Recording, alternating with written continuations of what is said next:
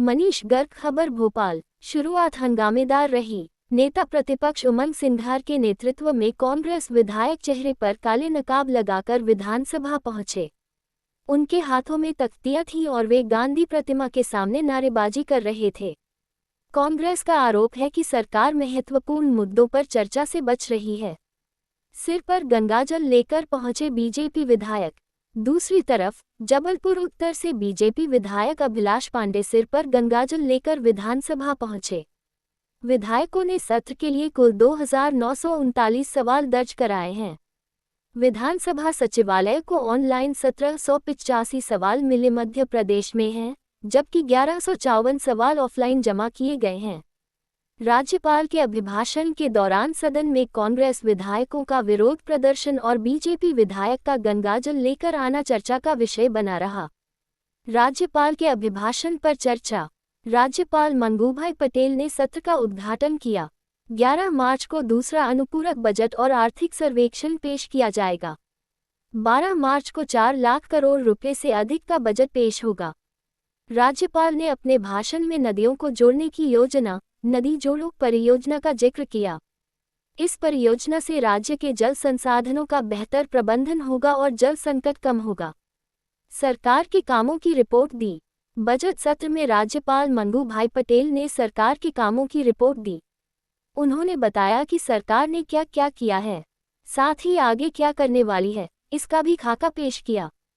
ये सत्र 10 मार्च यानी कि आज से ही शुरू हुआ है और 24 मार्च को समाप्त होगा। लाभान्वित करेगी। मध्य प्रदेश के जिलों के साथ ही कैन बेतवा परियोजना से जहां उत्तर प्रदेश का बड़ा इलाका लाभान्वित होगा, वहीं पार्वती काली सिंह चंबल परियोजना से राजस्थान को भी लाभ मिलेगा। यह सिलसिला यही नहीं थमा। तीसरी अंतर्राज्यीय परियोजना ताप्ती बेसिन मेगा रिचार्ज परियोजना मध्य प्रदेश और महाराष्ट्र में संयुक्त रूप के लिए जाने की दिशा में भी दोनों प्रदेशों में आवश्यक प्रक्रिया बन रही है। इस परियोजना से मध्य प्रदेश के बुरहानपुर और खंडवा जिले को सिंचाई का लाभ मिलेगा।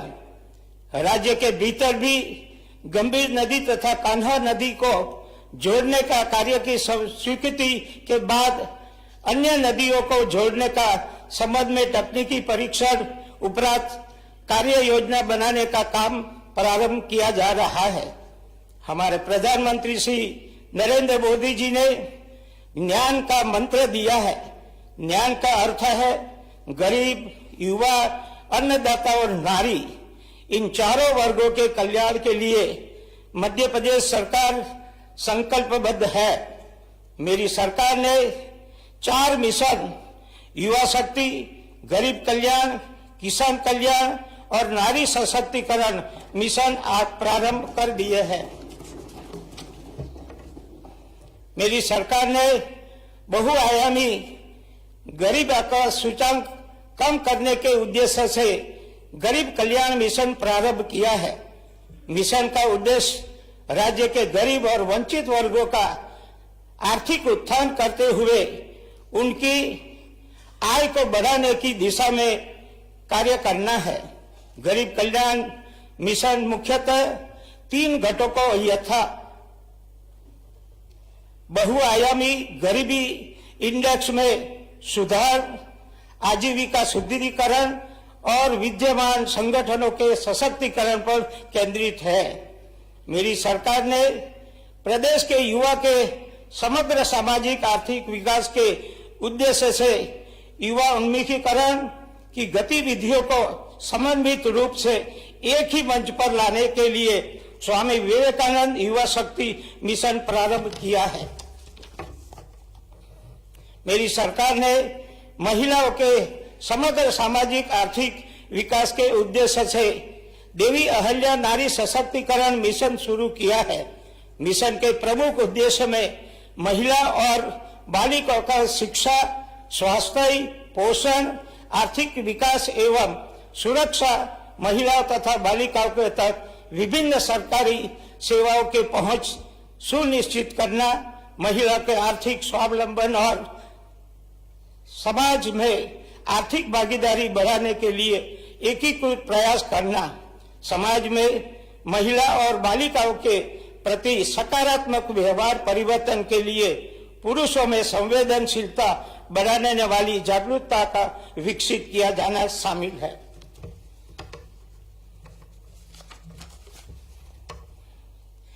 किसान कल्याण मिशन के अंतर्गत प्रदेश की उपज को राष्ट्रीय और अंतर्राष्ट्रीय स्तर पर प्रतिस्पर्धात्मक बनाएंगे। मेरी सरकार कृषि को लाभदायी व्यवसाय बनाने और किसानों को आर्थिक रूप से मजबूत करने के लिए हर संभव सहायता प्रदान करेगी। मेरी सरकार अगले 3 वर्ष में किसानों को 30 लाख सोलर पंप उपलब्ध करवाकर किसानों को बिजली बिल से मुक्ति दिलाने के लिए प्रतिबद्ध है। इसके साथ ही किसानों द्वारा सौर ऊर्जा से उत्पादित बिजली खरीदकर उन्हें नकद भुगतान किया जाएगा। साथ ही किसानों को अब 5 रुपये में बिजली का स्थायी कनेक्शन उपलब्ध करवा जाएगा। प्रदेश में सतत विकास एवं कृषि को लाभ का व्यवसाय बनाने के उद्देश्य से नर्मदा घाटी विकास विभाग एवं जल संसाधन विभाग की सिंचाई क्षमता 50 लाख हेक्टेयर को वर्ष 2028-29 तक बढ़ाकर 100 लाख हेक्टेयर तक विकसित किया जाएगा। माइक्रो सिंचाई में प्रदेश देश में अग्रणी है। दिसंबर 2024 तक माइक्रो सिंचाई परियोजना से 7 लाख हेक्टेयर से अधिक क्षेत्र में सिंचित किया गया है। प्रदेश में शिक्षा व्यवसाय बेहतर बनाई जा रही है। मेरी सरकार ने प्रदेश के उत्कृष्ट परीक्षा परिणाम प्राप्त करने वाले विद्यार्थियों को लैपटॉप और स्कूटी प्रदान की है। प्रदेश के 89,710 मेधावी विद्यार्थियों को लैपटॉप के लिए उनके खाते में 224 करोड़ रुपए की राशि अंतरित की गई है। इसके अंतर्गत हितग्राहियों को माननीय अध्यक्ष महोदय, एक पैरा माननीय से मिस हो रहा है, तो मेरा आपसे अनुरोध है कि माननीय को थोड़ा सा अवगत कराएं। बीच में प्रदेश के प्रतिभाशाली 30 लाख ग्रामीण आवास के निर्माण पूर्ण किया गया है व 13 लाख आवास का निर्माण प्रगतिरत है। इसके अतिरिक्त भारत सरकार से 11,89,000 आवास निर्माण का लक्ष्य प्राप्त हुआ है। पीएम जनमन योजना मध्य प्रदेश के 24 जिलों में क्रियान्वित है। इसके अंतर्गत हितग्राही को आवास निर्माण के लिए 2 लाख रुपए की वित्तीय सहायता दी जा रही है। योजना अंतर्गत अभी तक 1,83,000 परिवारों का सर्वे हुआ है। 1,68,000 आवास स्वीकृत किए गए हैं तथा 49,292 आवास पूर्ण किए गए हैं। इस योजना के अंतर्गत आवासों की पूर्णता में मध्य प्रदेश देश में प्रथम स्थान पर है। मुख्यमंत्री ग्राम सड़क योजना में वर्तमान वित्त वर्ष में 124 किलोमीटर की लंबाई की 66 सड़कों का निर्माण हो रहा है। प्रदेश को स्वच्छता के क्षेत्र में 7 राष्ट्रीय सम्मान प्राप्त हुए हैं। इंदौर निरंतर देश के सबसे स्वच्छ शहर का गौरव प्राप्त कर रहा है। प्रधानमंत्री आवास योजना शहरी में प्रथम चरण में 8,33,000 आवास बनाकर मध्य प्रदेश देश में द्वितीय स्थान पर है। प्रधानमंत्री आवास योजना शहरी 2 में आगामी 5 वर्ष में 10 लाख आवासों का निर्माण किया जाएगा। पीएम स्वनिधि योजना में 13 लाख से अधिक कमजोर वर्ग के लोगों को ऋण दिलवाकर मध्य प्रदेश देश में प्रथम स्थान पर है। मुख्यमंत्री शहरी अधोसंरचना विकास में 1640 करोड़ के 748 कार्य करवाए जा रहा है। कायाकल्प योजना में शहरों में 1263 किलोमीटर की उच्च गुणवत्ता वाली सड़कों के निर्माण का कार्य मंजूर किया गया है। मेरी सरकार अनुसूचित जाति कल्याण के लिए प्रतिबद्ध है।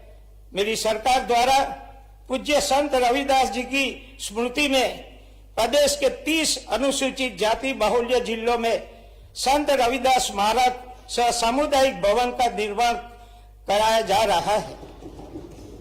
सागर के निकट संत रविदास मंदिर का कार्य प्रगति पर है। प्रधानमंत्री श्री नरेंद्र मोदी जी ने जनजाति आदिवासी न्याय महाविद्यालय पीएम जनमन का शुभारंभ 15 नवंबर 2030 को किया। इस योजना अंतर्गत प्रदेश के 24 जिलों में बेगा, भारिया एवं सहारिया जनजाति हितग्राहियों को लाभान्वित किया गया है।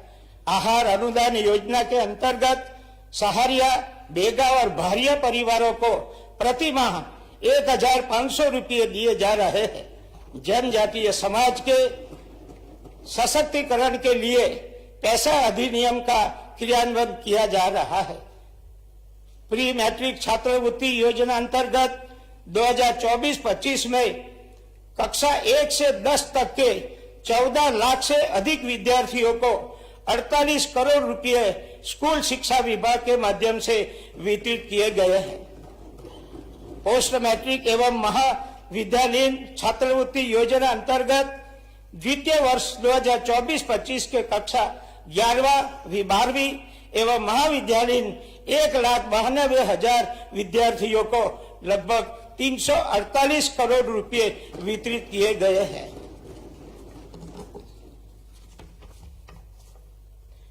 अगले 5 वर्ष में प्रदेश में 1 लाख किलोमीटर की सड़कें बनाए जाने का लक्ष्य रखा है। मुख्यमंत्री ग्राम सड़क योजना में 8,631 ग्राम जुड़े हुए, जिनकी लंबाई 19,472 किलोमीटर है। प्रधानमंत्री ग्राम सड़क योजना में इस वर्ष 1,000 किलोमीटर की सड़कों का निर्माण एवं 5,200 किलोमीटर सड़कों का नवीनीकरण किया जा रहा है। देश में पहली बार नवकरणीय ऊर्जा को स्टोर करने की पहल हुई है। रीवा में सौर ऊर्जा पार्क देश के सबसे बड़े ऊर्जा पार्कों में से एक है। ओमकारेश्वर फ्लोटिंग प्लांट स्थापित किया गया है। गत 12 वर्ष में मध्य प्रदेश की नवकरणीय ऊर्जा में 14 गुना की वृद्धि हुई है। प्रदेश के कुल ऊर्जा उत्पादन में 30% नवीकरण ऊर्जा होने का वाला उत्पादन शामिल है। मुरैना में अपनी तरह का solar plus storage power plant बनाने जा रहे हैं, जिसमें दिन के साथ रात भी बिजली मिलेगी। सदन को यह बताते हुए गर्व का अनुभव हो रहा है कि हाल ही में भोपाल में आयोजित ग्लोबल इन्वेस्टर समिट में प्रधानमंत्री जी ने मध्य प्रदेश की ताकत और मध्य प्रदेश सरकार के प्रगति के प्रयासों की खुले दिल से प्रशंसा की है। प्रधानमंत्री जी द्वारा दिखाया गया विश्वास हमें प्रेरित करता है कि आप सभी अवगत भी होंगे कि मार्च 2024 में उज्जैन से शुरू हुई रीजनल इंडस्ट्रीज कॉन्क्लेव से लेकर फरवरी 2025 में ग्लोबल इन्वेस्टर समिट के आयोजन तक मध्य प्रदेश में 30.77 लाख करोड़ के निवेश प्रस्ताव मिल चुके हैं और इनके क्रियान्वयन का कार्य भी शुरू हो गया है। उद्योग को विकास के प्रदेश के युवा को भी बड़ी संख्या में रोजगार प्राप्त कराने की महत्वपूर्ण उद्देश्य पूरा होगा।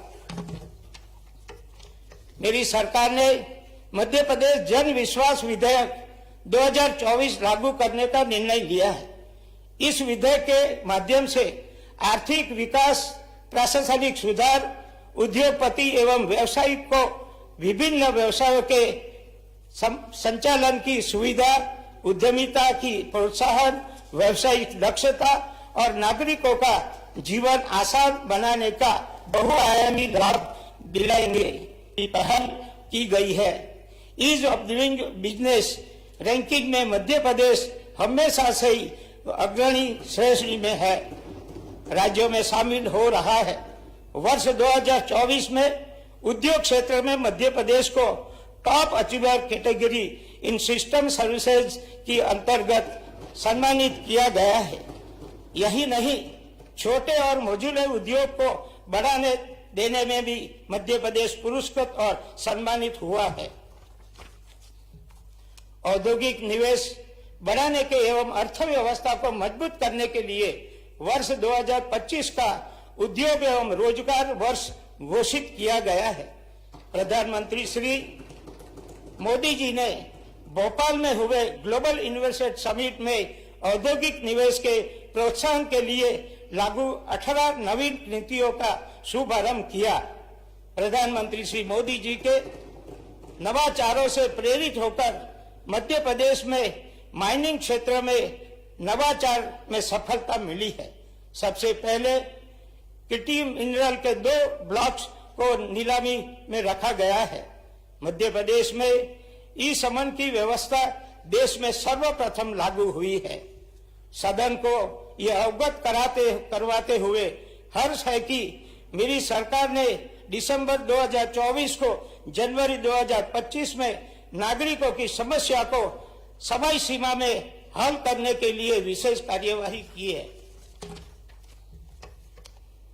प्रदेश में 11 दिसंबर 2024 से 26 जनवरी 2025 तक मुख्यमंत्री जन कल्याण अभियान का संचालन कर 42 लाख से अधिक नागरिकों को हित लाभ प्रदान किए गए हैं।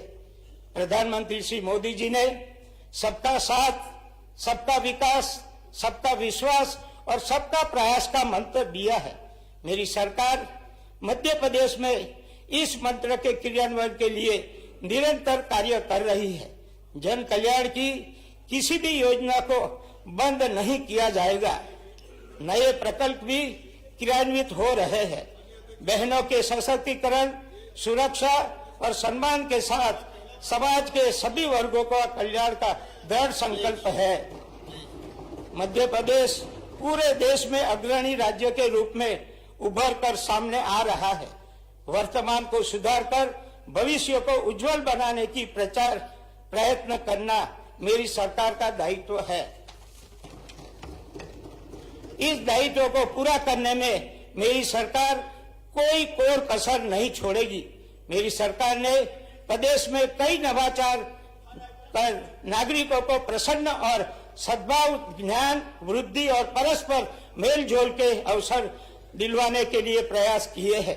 मेरी सरकार प्रदेश में ऐसे वातावरण निर्माण के लिए कार्य कर रही है जो प्रत्येक नागरिक को विकास और लाभ पहुंचाकर उनके जीवन को माधुर्य के साथ से भर दे। आप सभी को बहुत बहुत शुभकामना, धन्यवाद, आभार। जय हिंद, जय मध्य प्रदेश।